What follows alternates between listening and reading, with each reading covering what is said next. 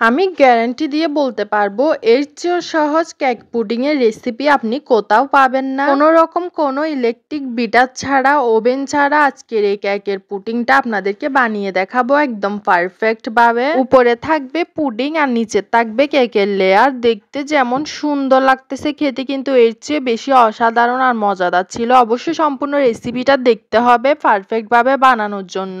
আর এই কেকটা আমি বানিয়েছি গ্যাসের চুলার মধ্যে। প্রথমে আমি কেকের ব্যাটার বানানোর জন্য এখানে আমি 2টা ডিম ভেঙে নিয়েছি। আজকের রেসিপিটা আমি 2টা 4টা ডিম দিয়ে বানাবো। আপনারা চাইলে একটা ডিম দিয়েও বানাতে পারেন, সেই ক্ষেত্রে পরিমাণগুলো অর্ধেক করে দিলেই হয়ে যাবে। এখানে আমি ইলেকট্রিক বিটারের বদলে কিন্তু একটা ডাল ঘুটনি ব্যবহার করি। ডাল ঘুটনিটা প্লাস্টিকের, আপনারা চাইলে যে কোনো ডাল ঘুটনি দিয়ে এই কাজটা করতে পারেন। জাস্ট আমি যেভাবে করতেছি আমার দেখানো নিয়মে হাতটা জাস্ট এদিক থেকে ওদিক ঘুরাবেন। দেখতেই পাচ্ছেন অনেকটাই ফেনা উঠে এসেছে, একদম বিট হয়ে গেছে আমার ডিমটা। অল্প সময়ের মধ্যে এভাবে 5 মিনিট করলেই কিন্তু ডিমের ফোমটা পারফেক্ট ভাবে চলে আসবে।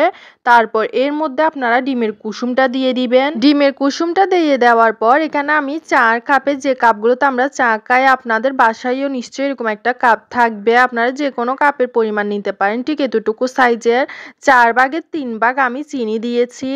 এই সাইজের একটা কাপ নিয়ে 4 ভাগের 3 ভাগ চিনি দিবেন। তারপর সবগুলো ব্যাটার আবার 5 থেকে 8 মিনিট পর্যন্ত, যতক্ষণ পর্যন্ত চিনিটা গলে না যায় ততক্ষণ পর্যন্ত কিন্তু এইভাবে বিট করে নিবেন। চিনিটা সবগুলো যে গলবে এমন কথা নেই, বেশিরভাগ চিনি গলা হয়ে গেলে কিন্তু হয়ে যাবে, পরেরটা আপনি রেখে দিলে রেস্টে, ততক্ষণে গলে যাবে চিনিটা। এরপর এর মধ্যে 1 টেবিল চামচ সয়াবিন তেল দিয়ে দিলাম। সয়াবিন তেল দিয়ে দেওয়ার পর বেশি বিট করার প্রয়োজন নেই, 3 থেকে 4 মিনিট বিট করে নিলেই কিন্তু হয়ে যাবে কেকের পারফেক্ট একটা ব্যাটার। বাসায় ভ্যানিলা এসেন্স থাকলে 3 থেকে 4 ফোঁটা দিয়ে দিতে পারেন, আর ভ্যানিলা এসেন্স না থাকলে লেবুর রস দিয়ে দিতে পারেন 1 চা চামচ। আমি এখানে ভ্যানিলা পাউডার ইউজ করছি, যেটা আমি ময়দার সঙ্গেই দিব। যে পরিমাণ চিনি দিয়েছিলাম ঠিক সে পরিমাণই ময়দা দিয়ে দিয়েছি 2 টেবিল চামচ কোকো পাউডার। আর এখানে আমি 1 চা চামচ মতো ভ্যানিলা পাউডার দিয়ে দিয়েছি, আর 1 চা চামচ দিয়ে দিয়েছি বেকিং পাউডার। হিসাবটা আমি আমার মতো করেই দিয়েছি, দেখতেই পেয়েছেন আমি কিন্তু বড় চামচে দিয়েছি, কিন্তু হিসাবটা ছোট চামচের মতো করেই দিয়েছি। তারপর এটা চেকে নিচ্ছি। এখানে কিন্তু অনেকগুলো দানা দানা থাকে, যার কারণে অবশ্যই চেকে নিতে হবে, না হলে কিন্তু কেকটা পারফেক্ট হবে না। তারপর সবগুলো মিশ্রণ একটু সময় নিয়ে ভালোভাবে মিক্স করে নিবেন। দেখতেই পাচ্ছেন আমি কিন্তু এটা চামচ দিয়ে মিক্স করতেছি, এটা কিন্তু আমি অফ ক্যামেরায় ভালোভাবে মিক্স করে নিব। সো এখন এটা মিক্স করা যেহেতু হয়ে গেছে, আমি পুডিং বানানোর কাজ শুরু করে দিচ্ছি। পুডিং বানানোর জন্য এখানে আমি নিয়েছি 2টা ডিম আর আধা কাপ চিনি। বাসায় যদি ভ্যানিলা এসেন্স থাকে সেটা দিবেন, আমি ভ্যানিলা পাউডার দিয়ে দিয়েছি। সবগুলো উপকরণ কাঁটা চামচের সাহায্যে ভালোভাবে মিক্স করে নিবেন। চিনিটা যতক্ষণ পর্যন্ত গলে না যায় ততক্ষণ পর্যন্ত কিন্তু মিক্স করতে হবে।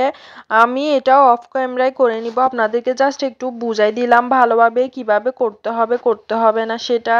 তারপর আমি একটা স্টিলের বাটি নিয়েছি, দেখতেই পাচ্ছেন এই বাটিটাতে আমি মূলত আমার যে কেক পুডিংটা রয়েছে সেটাই বানাবো, যার কারণে এখানে আমি 3 চামচ চিনি নিয়ে নিচ্ছি ক্যারামেল করার জন্য। যেহেতু এটাতেই বানাবো সেজন্য এখানে ক্যারামেলটা করে নিচ্ছি, বাকি অন্য পাতিলে করা ঝামেলা আর করতেছি না।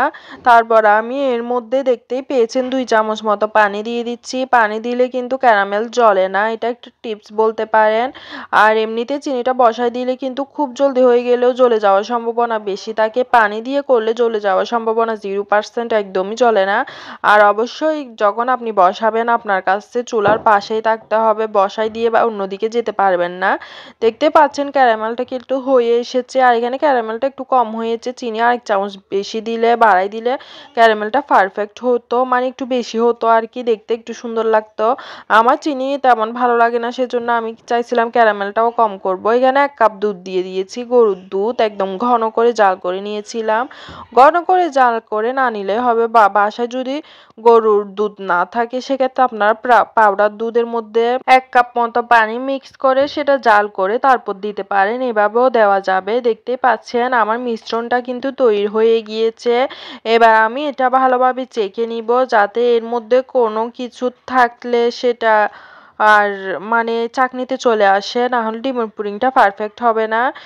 মিশ্রণটা চাকনি দিয়ে চেকে তারপরে দিবেন। মাঝে মধ্যে কিন্তু ডিম যখন আমরা ভেঙে দিই, ডিমের খোসা বা ডিমের সাদা অংশটা ডিমের মধ্যে পড়ে যায়, যেটা আমরা হয়তো খালি চোখে দেখতে পাই না, কিন্তু চাকনি দিয়ে চেকে নিলে কিন্তু দেখতে পাবেন আপনি। আমার তো ডিমের ছোট ছোট অংশ চলে আসছিল খোসার, সো সেজন্যই অবশ্যই চাকনি দিয়ে চেকে নিতে হবে। তারপর দেখুন মিশ্রণের উপর আমি যেভাবে ঢালতেছি ঠিক এভাবে ঢেলে দিবেন, একদমই ভয় পাবেন না। দেখে কিন্তু মনে হচ্ছে মিশ্রণটা মিক্সড আপ হয়ে যাবে, মানে উপরেরটার সাথে নিচেরটা, কিন্তু না, এভাবে ঢাললে আস্তে আস্তে কিন্তু এরকম হবে না।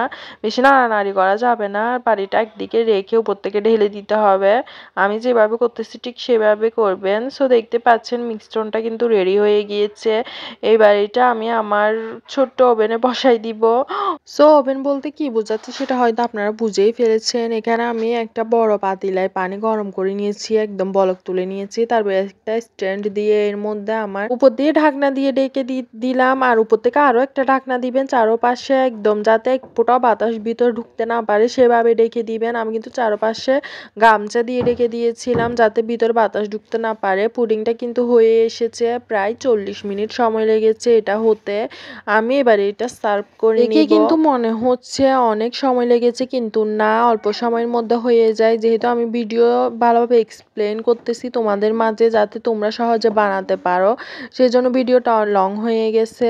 যাতে আমি তোমাদেরকে ভালোভাবে বুঝাই বলতে পারি সেজন্য আমি ভিডিওটা লং করে করেছি। আশা করি আপুরা আমার রেসিপিটা সুন্দরভাবে বুঝতে পেরেছো, আর কোন দিকে কি বুঝতে পারো না সেটা অবশ্যই ছোট্ট একটা কমেন্ট করে বলবা, যাতে আমি আরো ভালোভাবে বুঝিয়ে দিতে পারি তোমাদেরকে। অবশ্যই আমি সবকিছুই পার্ট টু পার্ট বুঝিয়ে দিয়েছি। সো দেখতে পাচ্ছেন পুডিংটা কিন্তু হয়ে গিয়েছে, দেখতে কিন্তু অনেক সুন্দর লাগতেছে। এ পর্যন্ত যেসব আপুরা ভিডিওটা দেখে ফেলছেন অবশ্যই একটা লাইক দিয়ে একটা কমেন্ট করে জানাবেন আমার ভিডিওটা কেমন লেগেছে। পুডিংটা কিন্তু খেতে অনেক বেশি ইয়াম্মি ছিল, মজাদার ছিল। আমি কিন্তু প্রথমবার বানিয়েছি, আর ইনশাল্লাহ আরও বানাবো, যেহেতু মজা হয়েছে বানাবো না কেন। সো আজকের জন্য এই পর্যন্ত। আল্লাহ।